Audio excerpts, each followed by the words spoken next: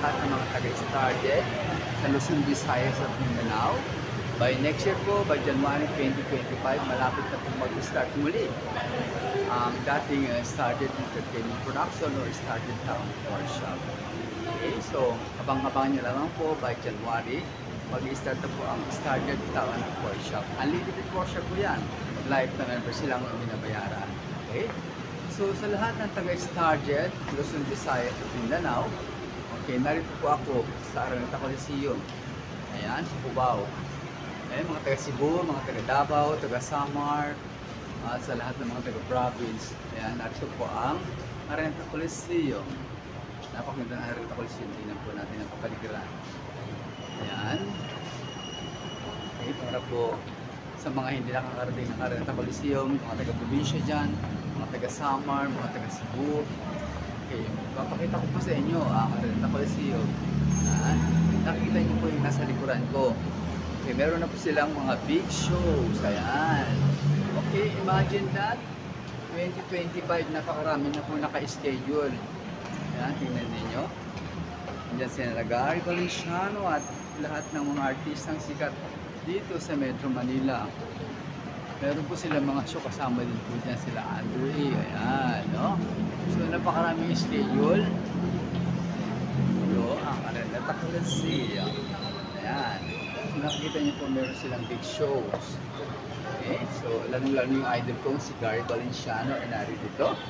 Sa lahat ng mga narito sa billboard na to ay si Gary Valenciano lamang po ang aking idol. Ayan, narito po sa Araneta Coliseum.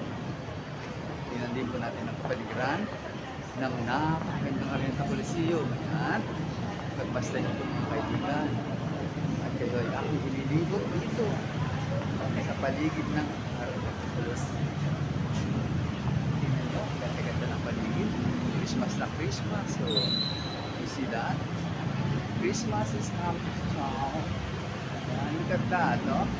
Merry Christmas po sa lahat ng mga taga-started Luzon, Visayas at Mindanao. Malapit na po tayo mag-start. Abang-abangan nyo lamang po kami dyan sa Cebu, sa Davao, sa Samar at sa lahat ng party ng mga NCR Part, National Capital Region or Calabarzon. Ayan, samahan po natin.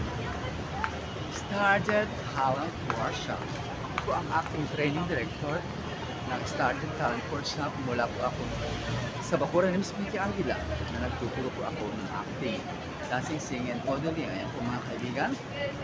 Since 2008 po ako nasa showbiz. Temporarily, nagtatrabaho po bilang accounting manager sa iba't ibang company dito sa buong Pilipinas. Saan po ako nakakarating. Nagaling na rin po ako sa San Miguel Corporation bilang accounting manager at hawak ko po ang Petron Corporation. Ayan. Isa rin po akong character actor. And aside from that, nakagawa po ako ng 171 project. Kasama po ako dyan. Hindi lamang po movie, teleserye at ano pa. Meron din po akong mga endorsement. Meron din po akong commercial katulad ng sa restaurant po. Timbaga, 77 restaurant. And of course, yung NBI Philippines, isa po ako doon sa mga endorser. Ayan, napaganda po naman mga kaibigan.